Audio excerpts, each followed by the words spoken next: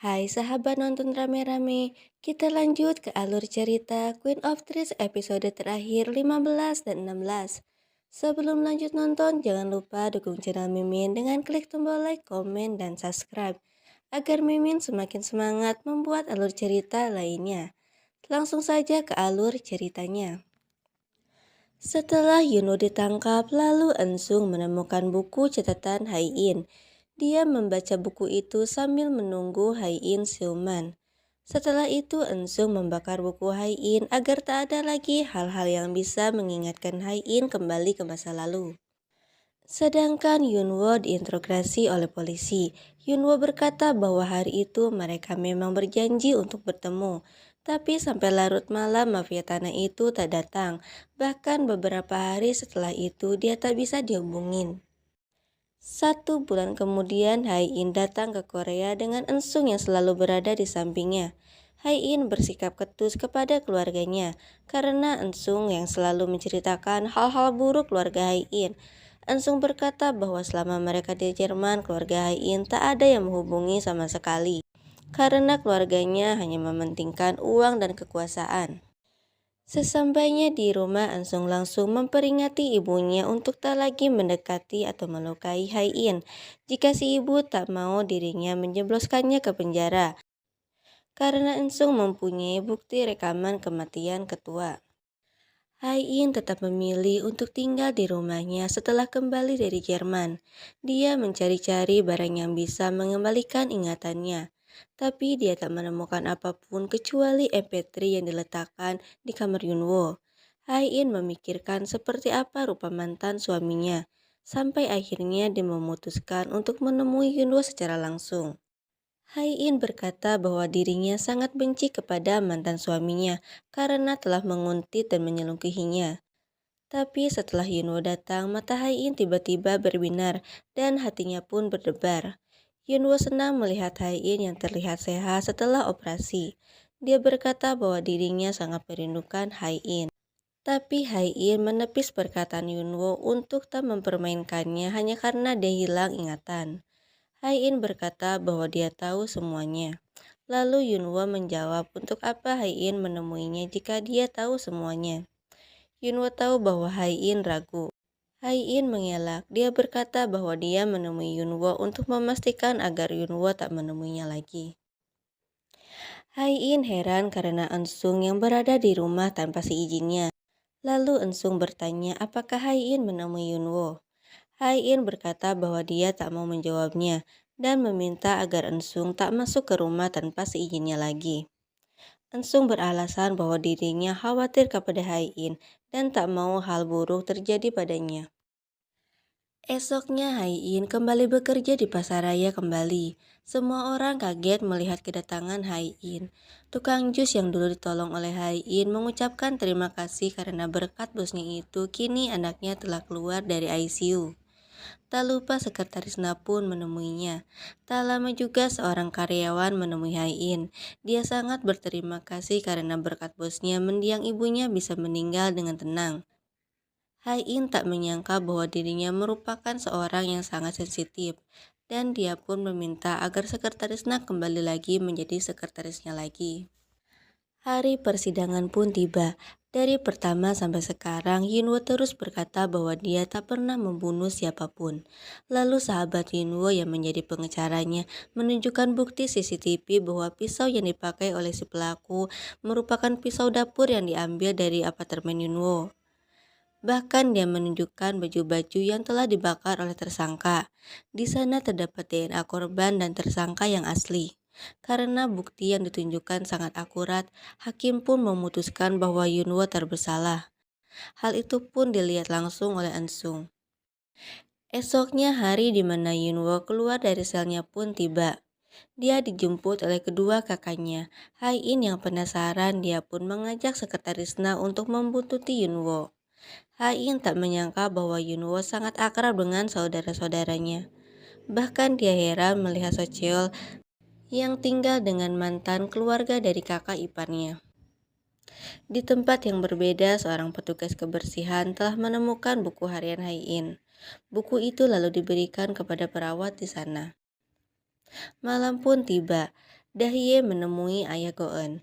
Dia memberikan sisa uang kepada pria itu, tapi di saat akan keluar, pintu mobil pun tiba-tiba dikunci.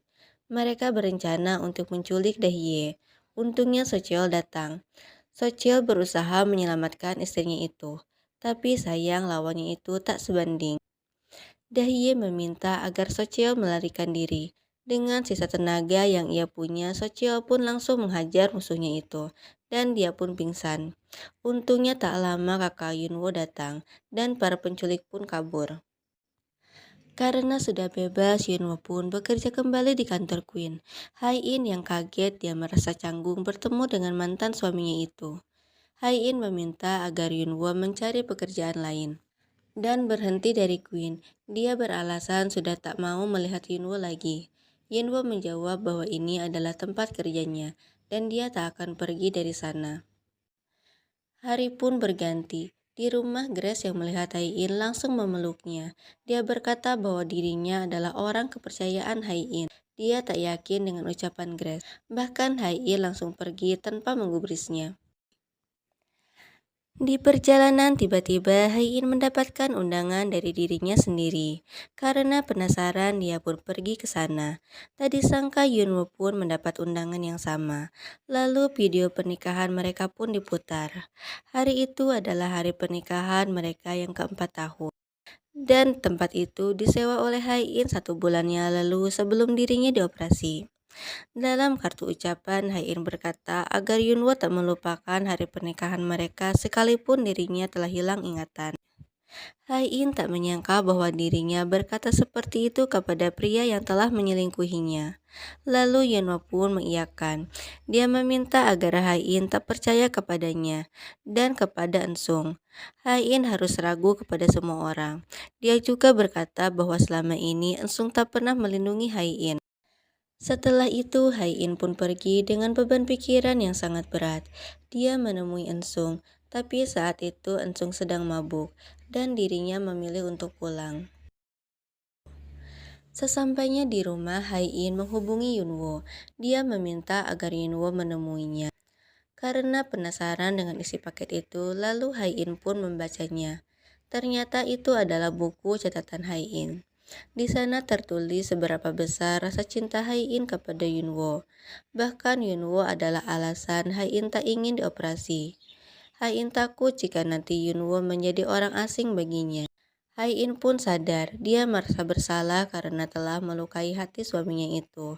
Lalu Hai-in pun pergi menemui Yunwo. Tak disangka ternyata Ensung telah memasang GPS di mobil Hai-in. Yunwo yang melihat Hai-in di seberang jalan meminta agar Hai-in menunggunya. Ternyata Ensung mengikuti Hai-in, lalu tanpa ragu Ensung langsung menabrak Yunwo.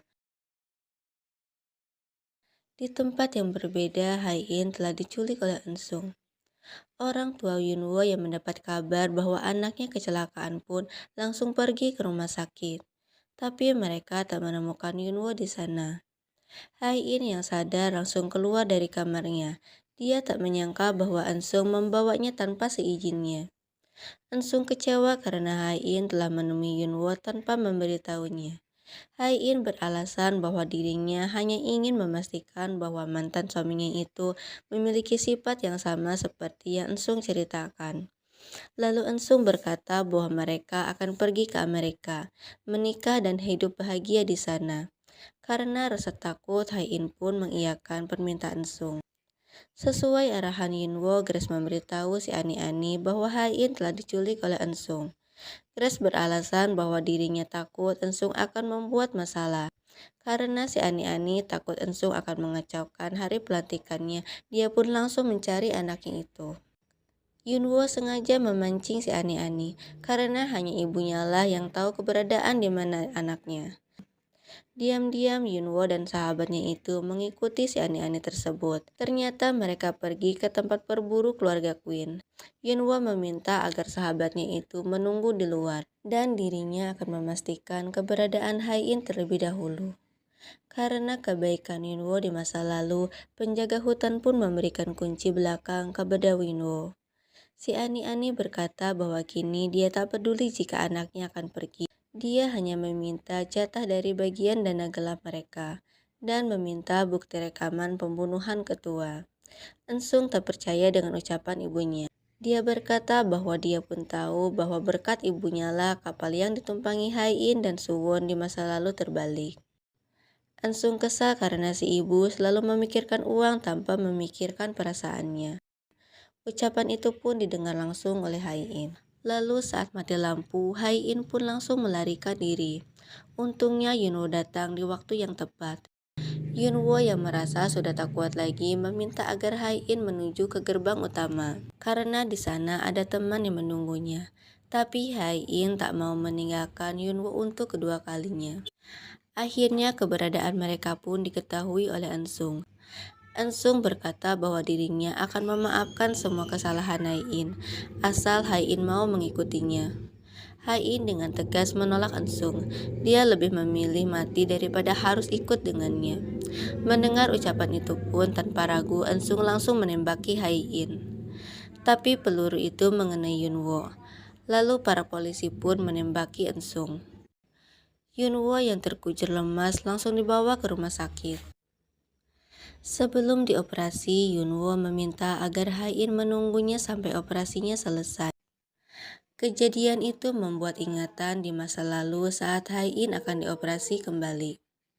Haiin ingat dirinya meminta agar Yunwo tetap berada di sampingnya sekalipun dia hilang ingatan. Di tempat yang berbeda, si Ani-Ani diberi kabar oleh polisi bahwa Ensung anaknya telah tiada. Lalu si Ani-Ani itu pun pergi ke lokasi penembakan anaknya. Dia sedih karena tak pernah datang untuk menjemput anaknya. Lalu orang tua Yunwo pun datang ke rumah sakit. Dia memeluk Haiin yang terus meminta maaf karena Yunwo yang telah menahan peluru untuknya. Sedangkan di dalam Yunwo tengah berjuang di ruangan operasi. Karena telah digelapkan oleh duniawi, si Ani-Ani hanya memikirkan saham yang akan dia wariskan dari Ensung. Si Ani-Ani itu meminta agar pengacaranya mengurus semua berkas agar semua aset yang dimiliki Ensung segera pindah kepadanya. Tak lupa dia pun membuang bukti pembunuhan ketua yang Ensung miliki. Semua orang menunggu Yunwo siuman dari operasinya. Haiin bahkan tak mau makan sedikit pun sebelum bisa melihat Yunwo sadar. Dirinya meminta maaf atas perlakuan buruk yang telah diberikan kepadanya. Dia menyesal karena telat menyadari betapa besar rasa cintanya kepada Yunwo. Lalu tak lama Yunwo pun sadar. Dia menanyai keadaan Haiin. Haiin kesal karena Yunwo malah mengkhawatirkannya, padahal orang yang terluka adalah dirinya. Lalu semua orang masuk. Mereka bersyukur karena Yunwo telah sadar dari komanya. Esoknya Byung-jun, anak pertama ketua, telah datang. Dia meminta maaf kepada ayahnya. Mereka kini telah berkumpul kembali. Mereka berjanji akan berusaha mengambil hak mereka yang dirampas oleh si Ani-Ani. Yunwo pun mulai menyusun rencana. Mereka sadar bahwa kini si Ani-Ani menjadi pemegang saham terbesar di Queen. Dan beberapa saham dibeli dari dana gelap yang dia miliki. Tapi dana gelap itu ilegal. Untuk menjatuhkan si Ani-Ani, Yunwo pun melakukan tuntutan atas dana gelap yang si Ani-Ani miliki yang digunakannya untuk membeli saham Queen. Lalu pengacara Ani-Ani itu membela kliennya dengan alasan bahwa yang melakukan hal tersebut adalah mendiang anaknya, yang bukan lain adalah Ensung. Dahye mencoba memberikan kesaksiannya. Dia mengaku bahwa dirinya diminta menikahi Socheol dan menjadi kaki tangan si Ani-Ani. Lalu Haiin pun memberikan kesaksian. Dia menjelaskan bahwa saat diculik oleh Ensung, dirinya mendengar Ensung yang berdebat dengan ibunya. Ensung berkata bahwa ibunya lah dalang dari kematian ketua Hong, yaitu kakek Haiin. Si Ani-Ani terus mengelak, tapi Yunwo memiliki rekaman CCTV yang menunjukkan si Ani-Ani tersebut memberikan racun kepada minuman ketua Hong. Karena perbuatannya itulah si Ani-Ani pun langsung dijebloskan ke dalam penjara. Akhirnya kini Queen telah kembali ke tangan keluarga Haiin. Sedangkan Dahye dan Grace selaku kaki tangan si Ani-Ani menyerahkan diri ke polisi. Di akhir cerita, si Ani-Ani akhirnya mendekam di tempat yang pas, yaitu penjara. Socheol terus merawat Go-eun dengan penuh kasih sayang. Kini Hai-in dan Yunwo selalu saling sapa saat berpapasan di pasar raya. Dan saat Hai-in ke rumah, Hai-in masuk ke kamar Yunwo. Dia melihat bintang yang bersinar di langit kamar Yunwo. Hal itu mengembalikan ingatannya, di mana Hai-in menyuruh semua pegawainya untuk mengosongkan kamar bayinya. Hal itu dilakukan karena Hai-in menganggap bahwa Yunwo ingin berbicara bahwa keguguran yang dialami oleh Hai-in disebabkan oleh dirinya sendiri. Padahal Yunwo tak pernah berpikir begitu sedikit pun. Saat itu Yunwo tak ingin bertengkar dan memilih untuk pergi. Dan mulai saat itulah hubungan mereka pun menjadi jauh. Hai-in meminta maaf atas sikap buruknya di masa lalu. Dia sadar bahwa dahulu dirinya terlalu egois. Dan hal itu tak akan diulanginya. Hai-in ingin agar Yunwo dan dirinya memulai hidup yang baru dengan indah. Begitupun Socheol yang menjemput istrinya di hari pembebasannya. Dahye tak menyangka bahwa Socheol merawat Go-eun dengan baik. Bahkan keluarga Hai-in pun memaafkan Grace dan mengajak Grace untuk tetap bekerja di Queen. Ayah Hai-in menyerahkan Queen kepada kakaknya Byung-jun. Dia lebih memilih menikmati hidup tanpa sebuah tekanan. Hai-in dan Yunwo kini lebih sering menghabiskan waktu berdua daripada bekerja. Bahkan kini mereka telah mempunyai seorang putri kecil. Sampai akhirnya Hai-in meninggal di usia 84 tahun. Sesuai keinginannya, Hai-in dimakamkan di pinggir taman. Hai-in yang menunggu di surga akhirnya bertemu kembali dengan Yunwo. Nah, itulah akhir bahagia dari alur film Queen of Trees. Semoga kalian semua terhibur. Jangan lupa dukung channel Mimin dengan klik tombol like, komen, dan subscribe. Terima kasih telah menonton sampai akhir. Sampai jumpa di alur film berikutnya.